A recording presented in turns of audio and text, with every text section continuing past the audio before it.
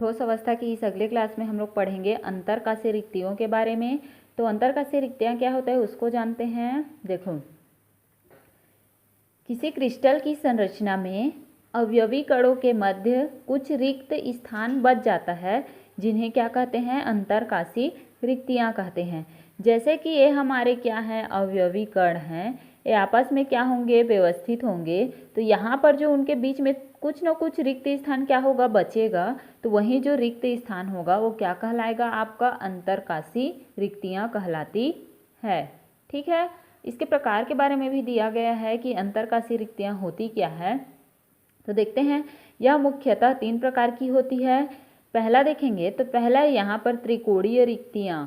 त्रिकोणीय रिक्तियाँ किसको बोलोगे, एक ही तल में उपस्थित। त्रिकोणीय मतलब समझ में आ रहा है, 3 वहाँ गोला वहाँ पर क्या होगा, उपस्थित होगा।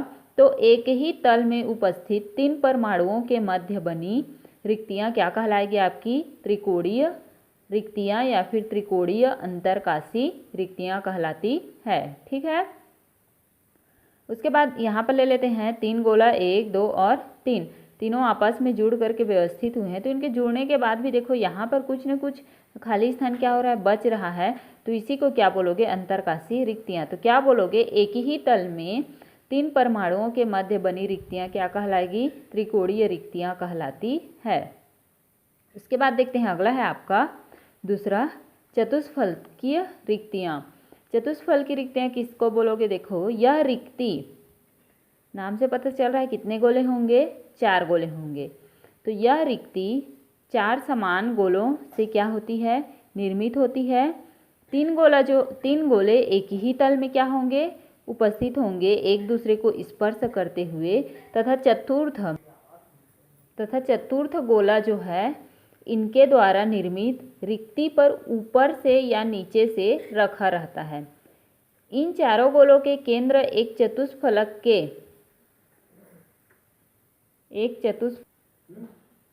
रिक्ति में ऊपर या नीचे क्या होता है, रखा रहता है।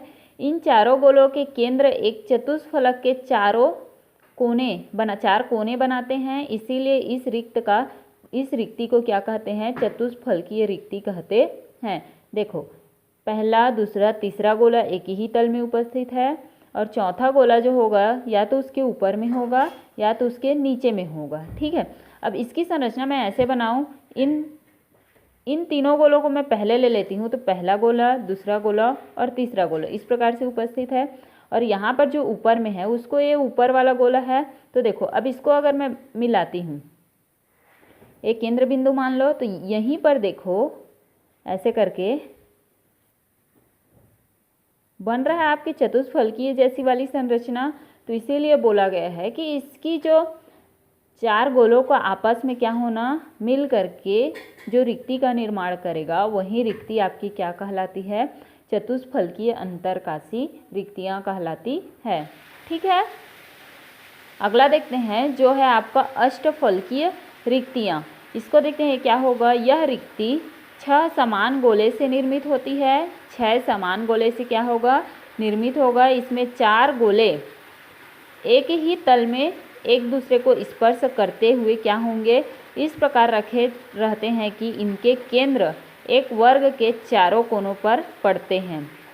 शेष 2 गोले में से एक गोला जो होगा, एक गोला इन चारों गोला द्वारा क्या होगा, निर्मित रिक्ति के ऊपर में रखा जाता है तथा दूसरा इनके नीचे स्पर्श करता है। देखो, 3 गोला एक ही तल में है। उसके बाद देखो, 6 गोलों से निर्मित होगा कहा गया है। तो पहला, दूसरा, तीसरा और 3 गोला जो होगा क्या होगा, इनके तल के ऊपर में होगा, या तो ऊपर में होगा या फिर।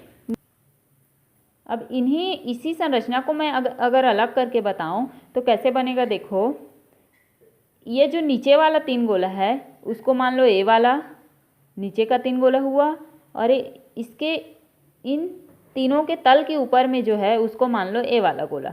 सबसे पहले इन तीनों को मिलाए हम लोग, मिलाने के बाद आपस में जोड़ते हैं। इसको देखते हैं, ए त्रिभुज वाला, ए भी त्रिभुज वाला, और ये नीचे का गोला ए वाला है, और ये ऊपर का गोला ए वाला है, इन सबको आपस में मिलाओगे तो जो रिक्ति का निर्माण होगा उसी को क्या बोला जाता है, अष्टफलकीय रिक्ति कहते हैं। ठीक है।